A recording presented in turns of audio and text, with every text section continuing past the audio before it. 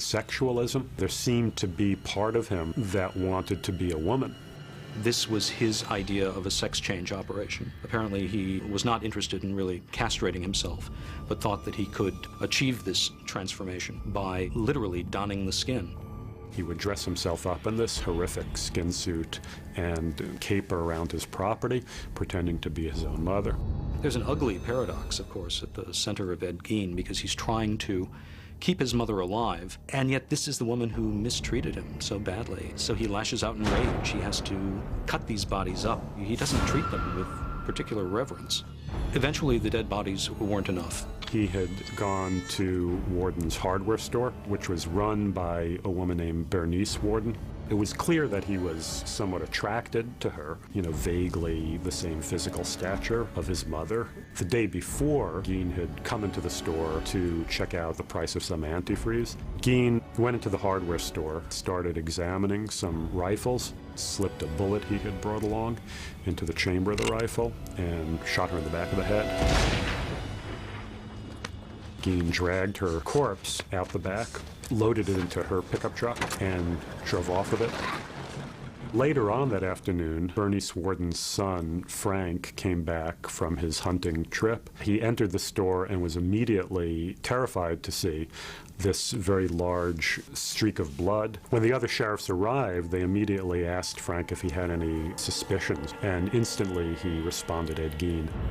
There was a receipt for antifreeze that was very conspicuously there on the counter. Several law officers, including a guy named Schley, who was the sheriff, had gone to Gein's farmhouse, and the first place they entered was the summer kitchen, which was abutting the main house. They broke down the door, and they started shining their flashlights around, and one of them brushed up against something, and he turned around and beamed his flashlight on it.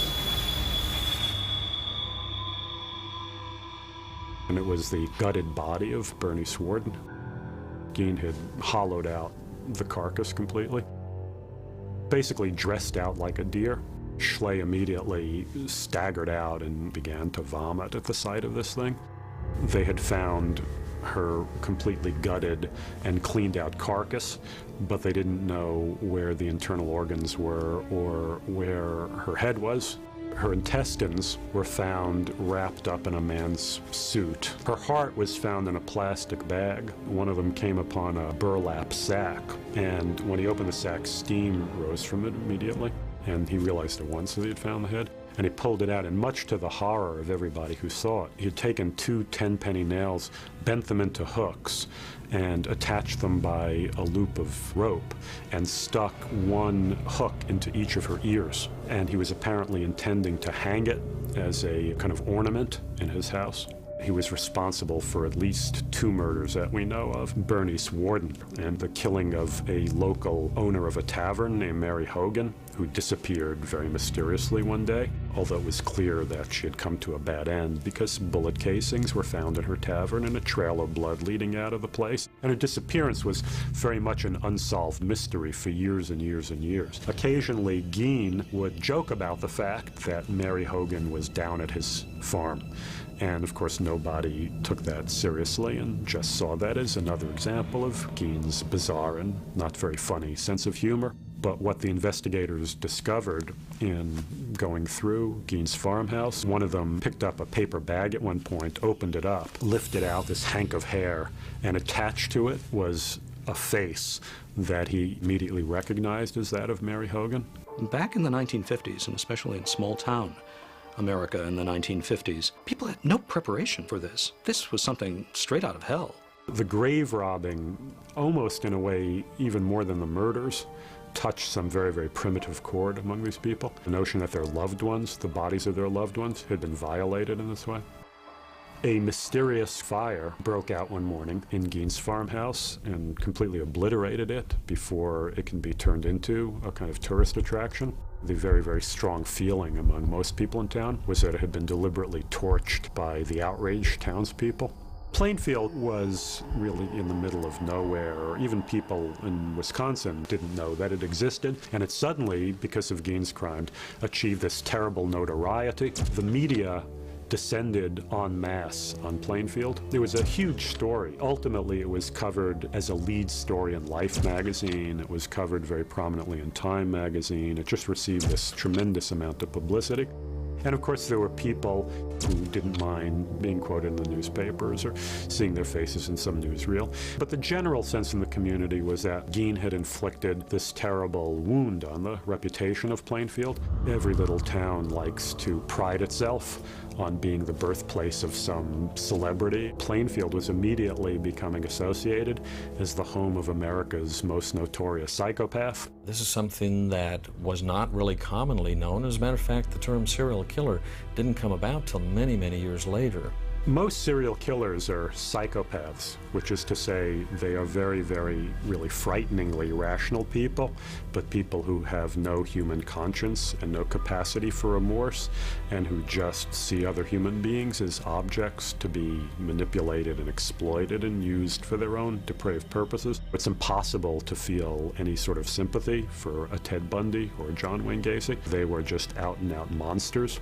And even though Gein has been turned into a monster in our imaginations, you know, the real man had a lot that was very, very, very pitiable and pathetic about him. Very rarely would somebody develop into this kind of a personality without suffering some tremendous abuse themselves.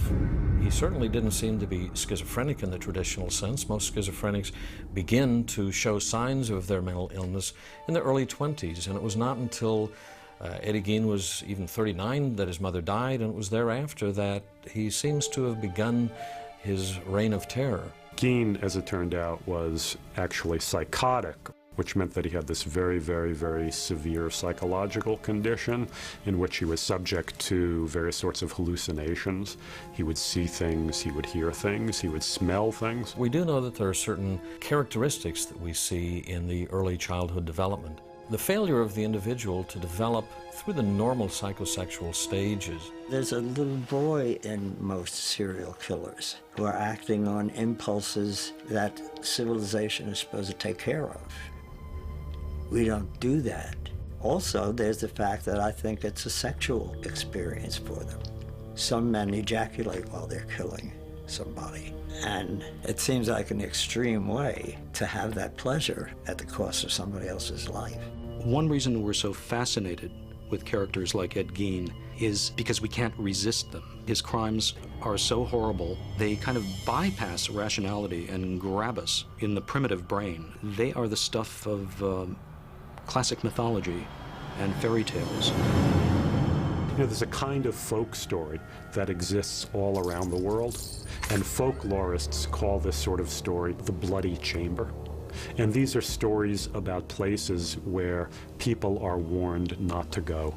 And in all these bloody chamber stories, what is ultimately discovered in this forbidden place, it's a room filled with the dismembered body parts of the monster's former victims, and you are next.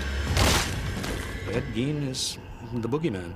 Gein immediately became a kind of figure of legend in folklore, and this took various kinds of forms. It took the form of sick jokes. What's Ed Gein's favorite kind of pastry? You know, ladyfingers. What did Gein say when the sheriff arrested him? Have a heart. Not terribly funny, but, you know, obviously rib ticklers in Wisconsin back in the 1950s. There's something very, very malleable about the Gein story that lends itself to constantly being reinterpreted. If you look at Psycho, you know, Psycho came into being because the horror writer Robert Bloch was living in Wisconsin at the time that the Gein story broke. And in fact, if you read Psycho at one point, after Norman Bates' arrest, people are always comparing him to Ed Gein. Robert Bloch's conception of Norman Bates was much closer to Ed Gein than Hitchcock's conception. Hitchcock, for obvious commercial reasons, wanted to cast attractive, well-known stars. The Norman Bates in the book was a man in his 40s who wore big, thick glasses. He was kind of unattractive. The kind of person nobody would ever dream could be capable of these crimes, and that's, of course, exactly why he got away with them. I began